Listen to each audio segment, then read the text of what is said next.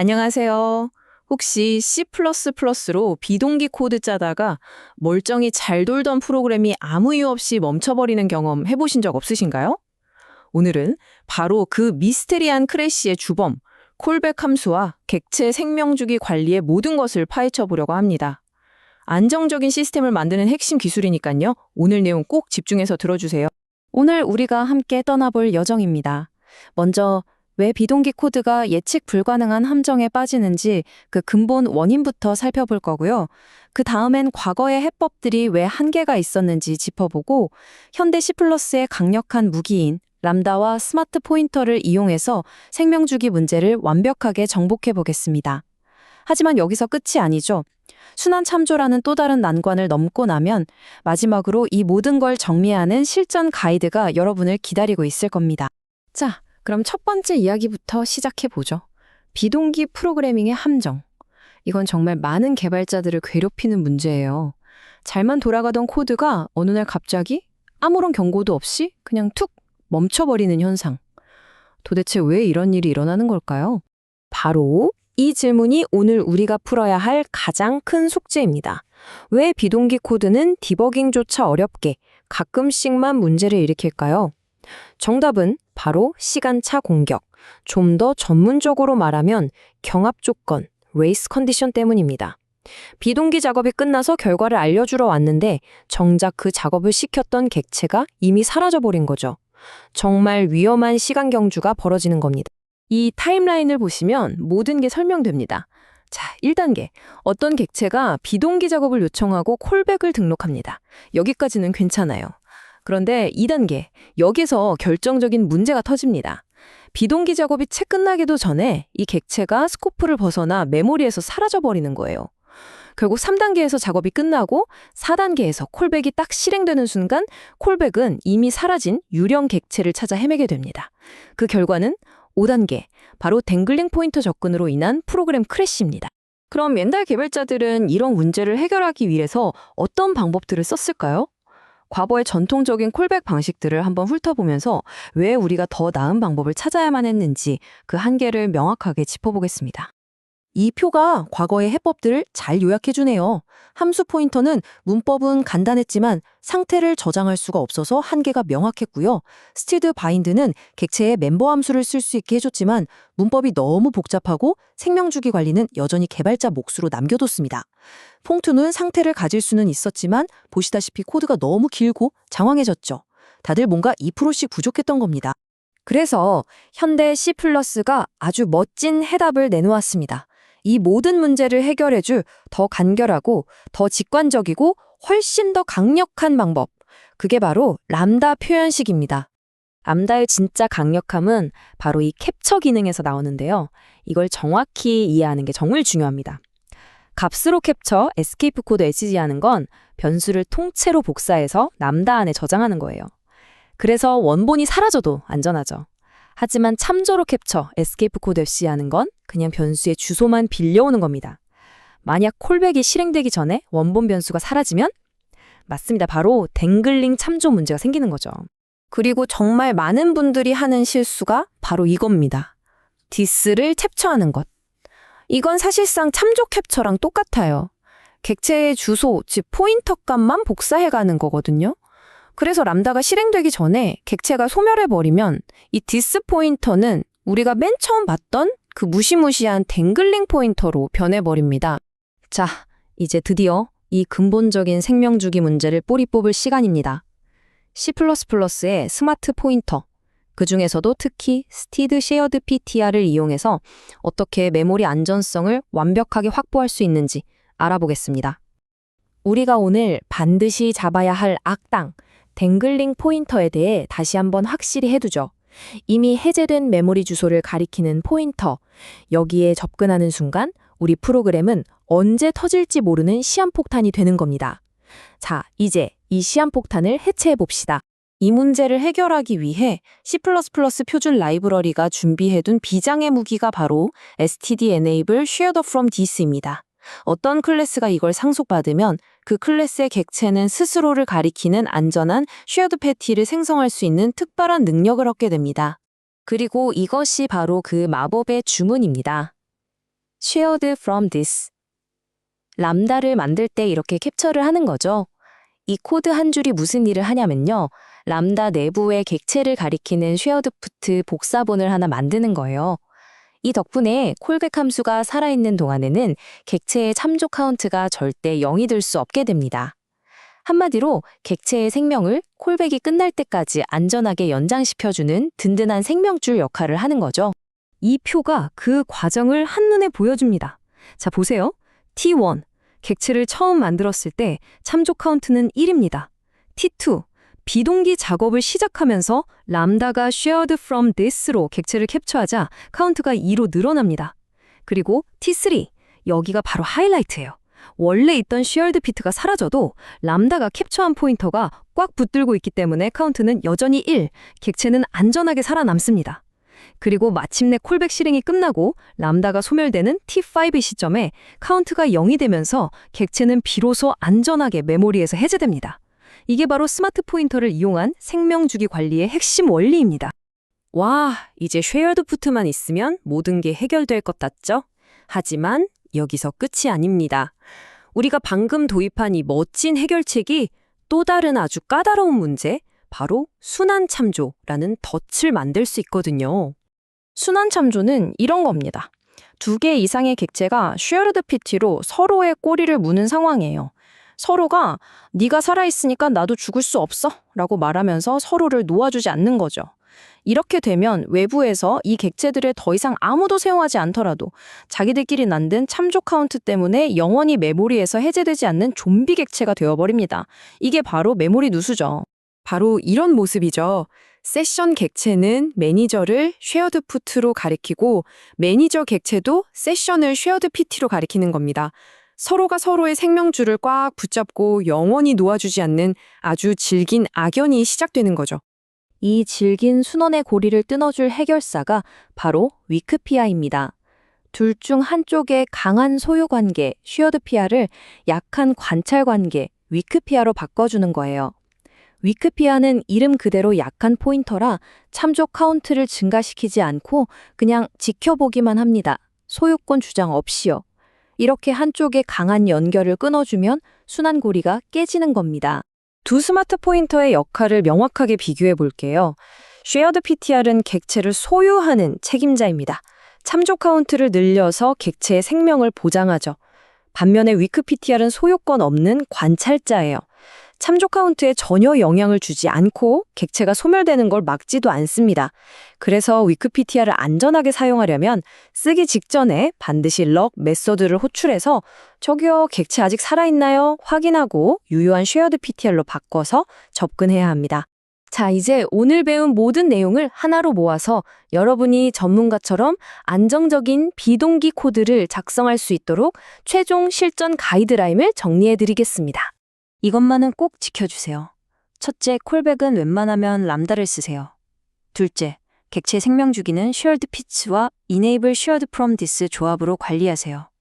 셋째, 람다 캡처는 self equal shared from this 패턴을 사용해서 객체의 생존을 보장해주세요. 넷째, 순환 참조가 의심된다면 주저 말고 위크피트로 고리를 끊으세요.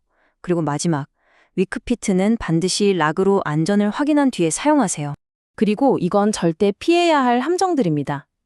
첫째, 콜백보다 먼저 사라질 수 있는 객체를 this나 and로 캡처하지 마세요. 댕글링 포인터의 지름길입니다. 둘째, 객체 생성자 안에서 shared from this를 호출하는 건 금물입니다. 아직 객체가 완전히 만들어지지 않은 상태라 위험합니다. 그리고 마지막으로 shared 핏끼리 서로를 물고 늘어져서 메모리 누수를 만들지 마세요. 이 말을 꼭 기억해 주셨으면 합니다. 올바른 생명주기 관리는 안정적인 비동기 시스템의 심장과도 같다. 오늘 우리가 다룬 모든 복잡한 이야기는 결국 이 한 문장을 위한 것이었습니다. 자, 오늘 함께 살펴본 이 내용들을 가지고 여러분이 다음에 작성할 비동기 코드는 어떻게 달라질까요? 이전보다 훨씬 더 견고하고 더 안전하고 또 예측 가능한 코드를 만드실 수 있을 겁니다. 스스로에게 이 질문을 던져보면서 오늘 이야기를 마무리하겠습니다. 감사합니다. 여러분, C++랑 boost.aco로 진짜 안정적이고 강력한 애플리케이션 만들고 싶으시죠? 그러려면 절대 그냥 넘어갈 수 없는 게 하나 있습니다. 바로 비동기 에러 처리인데요. 이걸 어떻게 완벽하게 마스터할 수 있는지 지금부터 하나하나 뜯어보겠습니다. 자, 일단 비동기 에러라는 게 대체 왜 이렇게 까다로운 건지 그 근본적인 이유부터 파헤쳐 볼 거고요. 그리고 나서 이걸 해결할 핵심 도구, 에러 코드를 제대로 다뤄보고 실제 코드에 써먹을 수 있는 패턴들, 그리고 좀 더 고급 전략인 제시도까지 쭉 훑어볼 거예요. 마지막엔 여러분 코드를 한 단계 업그레이드 시켜줄 베스트 프랙티스로 깔끔하게 정리해드릴게요. 첫 번째 주제는 비동기 에러가 던지는 도전 과제입니다. 이게 우리가 보통 생각하는 동기식 코드랑은 완전히 다른 세상이거든요. 왜 비동기 환경에서 에러를 다루는 게 근본적으로 더 복잡하고 머리 아플 수밖에 없는지 그 이유부터 확실하게 짚고 넘어가죠. 동기 코드는요, 전화를 거는 거랑 똑같아요. 상대방이 바로 받으니까 문제가 생기면 그 자리에서 바로 알 수 있죠. 간단합니다. 근데 비동기 세계는 편지를 보내고 답장을 기다리는 것과 비슷해요. 내가 편지를 보내는 동작이랑 답장을 받는 결과 사이에 시간 차이가 생기잖아요. 바로 이 지점, 이 시간의 틈이 모든 복잡함이 시작되는 곳입니다. 그러니까 핵심이 바로 이거예요. 우리가 에러 잡을 때 너무나 당연하게 썼던 그 안전망, 트라이 캐치 블록이 여기서는 그냥 무용지물이 된다는 겁니다. 왜냐? 이미 호출 스택이 다 사라지고 없어진 뒤에 에러가 도착하니까요. 잡을 수가 없는 거죠. 그래서 우리에겐 완전히 새로운 방식이 필요한 겁니다. 자, 그럼 그 새로운 메커니즘이 뭐냐? 바로 두 번째 섹션에서 다룰 에러 코드입니다. 부스트 아시오가 제공하는 아주 중요한 도구죠. 이건 그냥 단순한 에러 숫자가 아니고요. 비동기 세상에서 소통하는 핵심적인 방법이라고 보시면 돼요. 이게 어떻게 생겼고 뭘 의미하는지 한번 제대로 파헤쳐 보겠습니다. 생각해보세요.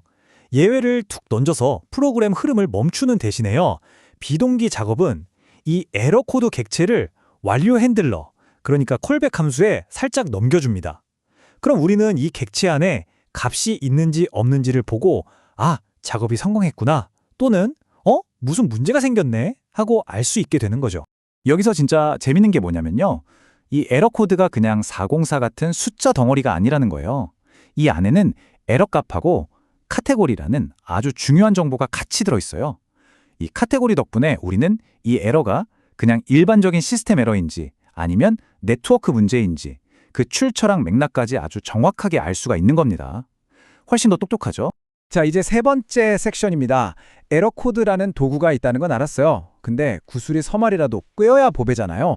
이 도구를 어떻게 우리 코드에 잘 녹여내서 읽기도 좋고 안정적인 로직을 만들 수 있을까? 가장 중요하면서도 실용적인 패턴 몇 가지를 바로 살펴보겠습니다. 가장 기본적이면서 동시에 제일 강력한 패턴, 바로 조기 반환, 영어로는 early return 패턴입니다. 정말 간단해요. 핸들러 함수가 시작되자마자 다른 거 하기 전에 에러부터 딱 확인하는 겁니다. 만약에 에러 코드에 뭔가 들어있다, 그럼 바로 에러 처리하고 더 이상 진행 안 하고 함수를 끝내버리는 거죠. 이 간단한 규칙 하나가 코드를 정말 놀랍게 바꿔줍니다.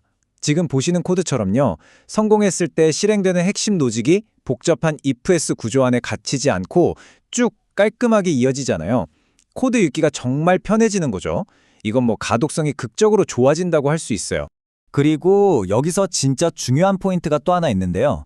모든 에러 코드가 나쁜 소식은 아니라는 거예요.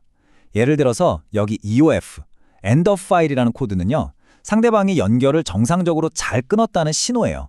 이건 에러나 실패가 아니라 우리가 예상했던 정상적인 흐름의 일부인 거죠.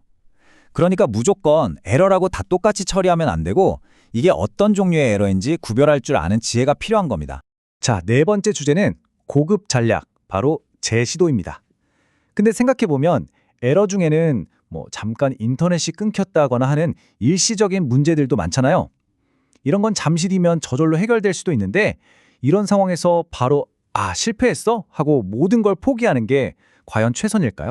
여기 보시는 것처럼 아주 간단한 제시도 메커니즘만 추가해도 애플리케이션이 훨씬 끈질겨져요.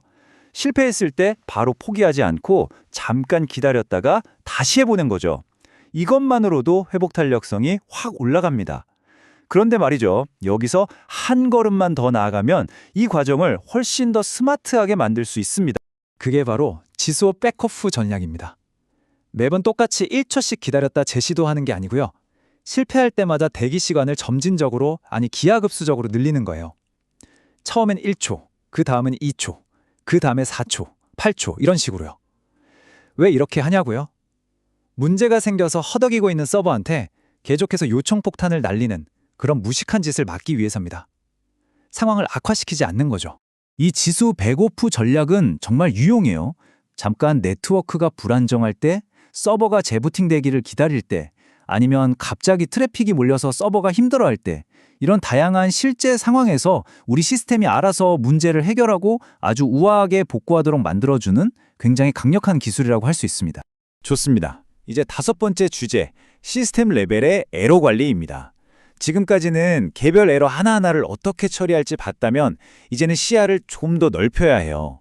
진정으로 경고하는 시스템은 나무가 아니라 숲을 보거든요. 시스템 전체적인 관점에서 에러를 어떻게 관리할지 그 큰 그림을 한번 그려보겠습니다. 여기서 핵심은 딱 두 가지입니다. 첫째, 일관될 로깅. 모든 에러는 나중에 대체 무슨 일이 있었던 거야 하고 추적할 수 있도록 충분한 정보와 함께 기록되어야 합니다. 이게 바로 미래의 나를 구해줄 가장 중요한 단서가 될 거예요. 둘째, 정확한 에러 전파. 비동기 작업들이 체인처럼 쭉 연결되어 있을 때 한 군데서 에러가 나면 그게 다음 단계로 정확하게 전달되어야 연쇄 폭발을 막을 수 있겠죠. 자, 드디어 마지막 6번째 섹션입니다. 지금까지 우리가 논의했던 모든 내용을 여러분이 당장 코드에 적용할 수 있도록 가장 중요한 4가지 원칙, 일종의 에러 처리 10계명 같은 모범 사례로 딱 정리해드리겠습니다. 이 4가지 기둥을 꼭 기억하세요. 첫째, 모든 에러 코드는 무조건 항상 확인하세요. 설마 에러 나겠어? 하는 생각은 금물입니다. 둘째, 에러마다 다르게 대응하세요. 연결이 정상적으로 끝난 거랑 네트워크가 끊긴 건 당연히 다르게 처리해야죠.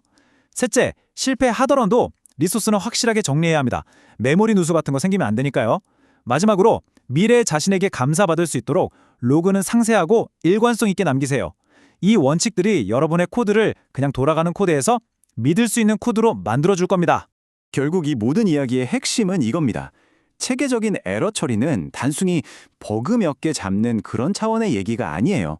이건 문제가 터졌을 때 시스템이 지금 어떤 상태인지 명확하게 들여다볼 수 있게 하고, 이게 관찰 가능성이죠. 또 어떤 예측 불가능한 상황에서도 안정적으로 버텨내는, 이게 안정성이고요. 그런 신뢰할 수 있는 시스템을 설계하는 과정, 그 자체인 겁니다. 자, 이제 마무리를 하면서 여러분 스스로에게 한번 질문을 던져보셨으면 좋겠습니다. 내 코드는 과연 예상치 못한 에러 앞에서 얼마나 튼튼할까? 오늘 우리가 함께 살펴본 이 패턴들을 적용해서 미래에 닥칠지도 모를 큰 재앙을 미리 막을 수 있는 부분이 있지는 않을까요? 한번 고민해 보시길 바랍니다. 들어주셔서 감사합니다.